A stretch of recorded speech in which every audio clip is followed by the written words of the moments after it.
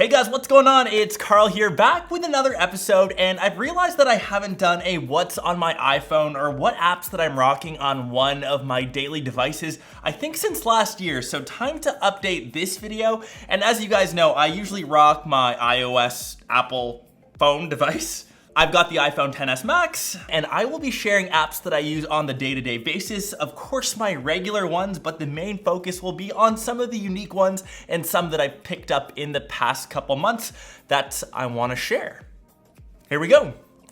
And on my main screen, this is where I keep things very minimal as I use this guy primarily work. I'm gonna label YouTube as that. This is where all my social feeds are. This is where I'm updating you guys on Insta, Facebook, of course, YouTube. I've got all my finance and banking stuff, and in my music folder, I'm mostly listening to podcasts every week when they do update. And of course, I've got my audiobooks. Audible is a lifesaver. Last week in Japan was just crushing audiobooks on the plane. And that pretty much sums up the main home screen. Nothing too flashy. It's when you swipe it over to the third page. These are the latest apps, and I'll start with the first one, which is Firework. So this guy is a new social media platform that really focuses on short 30-second video. You see that over on Instagram, IG stories, short form video is the way to go. On YouTube, it is tough to keep you guys engaged. Viewer drop off is around 2 to 3 minutes. It's even shorter on social media apps, and that's where kind of Firework steps in.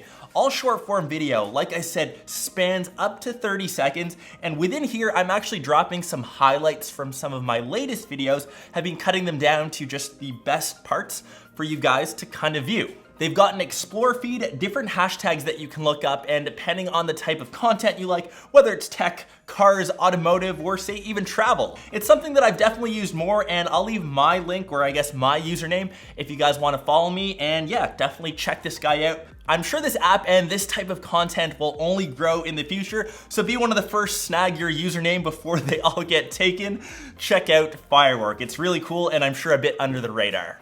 The next app is SkyScanner, and as you guys know, I am traveling literally every single month. Just the other week, I was out in Tokyo. I use SkyScanner to book most of my flights, to take care of my accommodations. They've got an algorithm that searches the best and cheapest flights, and even when I am working with brands and they do fly me out, I love to extend my trip so I can explore the country. So when I am doing that, I do check out SkyScanner first, or even my own personal trips that I take. I've got one of my first vacays coming up in Europe next month.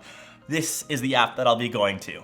Priority Pass is the next one, and if you are a frequent flyer, check into the membership as it gives you access to airport lounges. Obviously, it only makes it worthwhile if you travel 5 to 6 times a year. Mine is actually linked with my credit card, but I do know you can grab a membership on its own. Airport lounges are a lifesaver. People that travel a ton know what I'm talking about. It's all about the free drinks usually. Next off is the new Sony Mobile app, and if you are a Sony shooter, A7R3, pretty much any of the latest Sony cams that have come out in the past couple of years, this app is honestly a lifesaver. They've recently updated it now. In addition to sharing photos, you can also share video now. You can create a mobile hotspot with your camera, connect the app, and wirelessly transfer all photos, video that you take with this guy straight to here, and that usually ends up on social. Lightroom is the next app, which I think all of you know where I edit my photos. I'm still working on that fabled preset pack, so when I do import my photos in, I can simply copy, paste the settings that I have, make slight tweaks and adjustments, but overall, it's great to have the same common look amongst my feed, and you can even make slight edits and healing adjustments within Lightroom. So useful. It's probably the most used app on my phone, actually. I'm always in there sharing and editing photos with you guys. The next guy is Layout, and this one is actually from Instagram. When I do end up stitching photos together when I'm sharing them on social, I actually end up using the one that's obviously created by Instagram. I know there's a ton out in the App Store. Use the one that's being built by Instagram as it's for Instagram. It's free, it's a no-brainer, and these are some of the last examples that I've made to share kind of with you. I have 2 gaming apps on my phone. To tell you the truth, I do not do enough mobile gaming. Just gaming in general, I don't have the time. Of course, Fortnite is the first. I do prefer to play over on console or say my computer, but when I do need that bit of a fix, when I'm traveling for a couple weeks at a time, I do log on and try to take a few rounds on. I'm terrible, you guys spank me all the time, but it's just when I need some mindless button mashing. The next game is called Blackmore 2, and unlike Fortnite where you need an internet connection, I can play this guy when I'm, say, on the plane. You can go completely offline. Simple RPG, bash 'em up. The graphics are simple, kind of gives me a good laugh, and I'm a caveman / gladiator fighting my way through different levels and beating up baddies. The next app is from Ronan. Most of you guys know I just got my brand new Ronan S.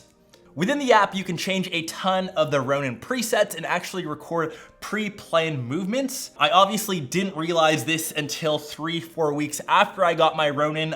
For any of you people that do grab one, check it out, please. It will save you a ton of time, and you can do so much more with the app than just the device by itself.